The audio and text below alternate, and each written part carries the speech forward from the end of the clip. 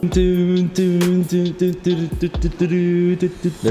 BMW M3. So what is up, guys? Welcome to another edition of the vlog. Today we have the BMW M3, we have Vince's RX-7, and on this video we're going to talk about how it is to daily drive this car with the throttle actuators pretty messed up.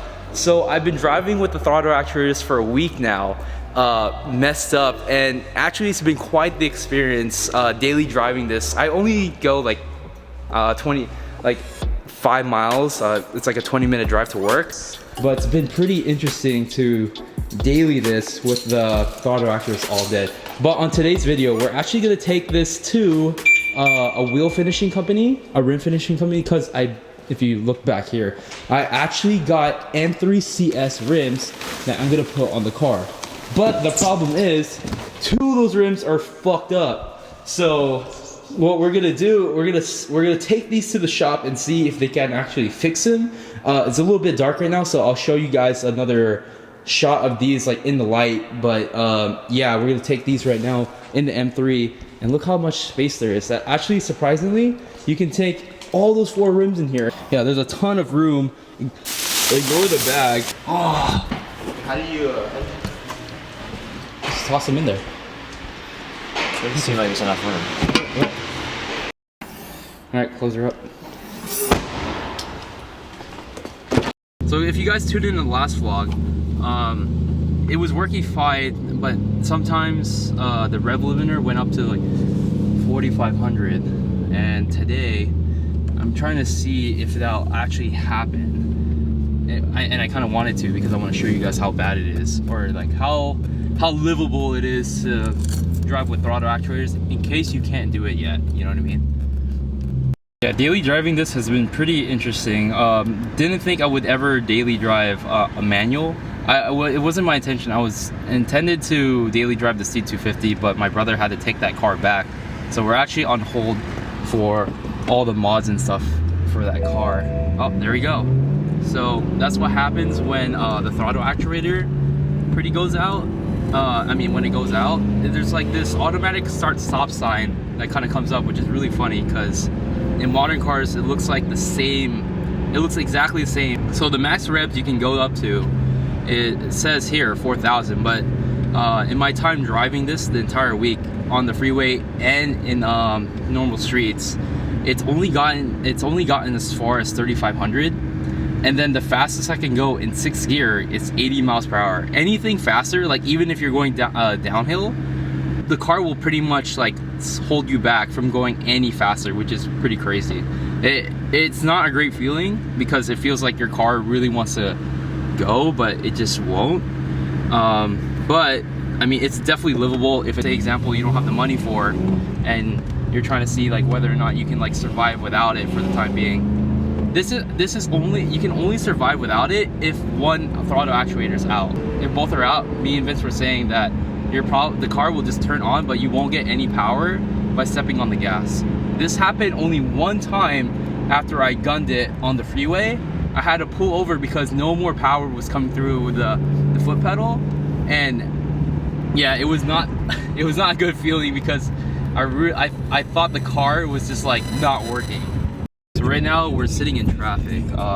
Probably the best way to really test the throttle actuator. So manual, what do you call this? Yeah, driving a manual car, it's not easy while recording. But with this car, with the throttle actuator is bad, or when the car senses that it's bad, because it doesn't sense it all the time. Typically what I do, you can restart the car, just turn it off and on, and then sometimes the car won't sense that the throttle actuators are bad, so you can still drive normal.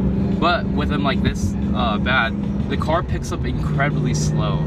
Like, even though it says you have all the way to 4,000, which should be plenty, I guess it just limits the speed you actually accelerate to, even with the power mode on. So this is a 2010. I don't have the EDC dampers and stuff, but I do have pullovers, but I don't have that other additional power button. But still, yeah. See, right now I'm in 4th gear and I'm trying to accelerate even faster, and I can't. It limits me pretty much. In 4th gear, it looks like it's 60 miles per hour. Just go to jump into 6. and then yeah, trying to accelerate into the tank a minute. So funny. Yeah, it took me. I'm like putting my floor to the ground. I'm putting my pedal to the ground, and yeah, it's still picking up pretty slow. We just dropped off the rims at LAX Wheel Finishings. It's kind of like an industrial area. You wouldn't even expect it to kind of like be here, but yeah, their front entrance is over there. When you go on Google Maps, it actually says it's over there. Vince is doing something stupid. But yeah, we just dropped off the rims. They said they might be able to fix it so it's bent like in the barrel, so like it's not a complete circle. It's kind of like oval on one side, if that makes sense, or like flat on one side, if that makes sense. Bought the rims on Facebook Marketplace, so it was my first time buying rims.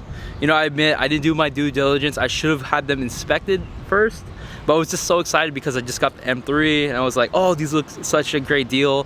And yeah, so 2 rims. I thought only 1 rim was going to be bad, but it ended up being 2. So I bought another 20x10. They're going to try to fix the one that's here already, but I have a new one coming in, and so I'm just going to stick with that because that one's still true. It hasn't been bent yet. And then probably with the 19x9, I'm going to test it out and see if it works out. If it doesn't, then I'm just gonna buy a I'm just gonna buy a whole new one entirely. But definitely gonna try it out first. But yeah, so over here we have the BMW E92 M3 right there, and then yeah, Wheel Finishings is like right here. So this car, yeah, pretty freaking sick. Yeah, so the current rims on it right now are these I think they're ECRs. I just can't remember the exact model, but the reason why I wanted to swap them out is because, here, look. So right here, the Brembo brakes sit way too close to the barrel of the rim in the inside, so it scrapes. It's kind of hard to see in there, but you can see the scrape marks. It doesn't really, there's no sound right now. It's probably fine, but still, I'd rather switch them out to something a lot lighter. These things look ginormous and heavy as fuck, but yeah. Here you go, the interior's clean. Didn't really have a good look at this quite yet. We'll do this in another area. We're just gonna grab lunch, and then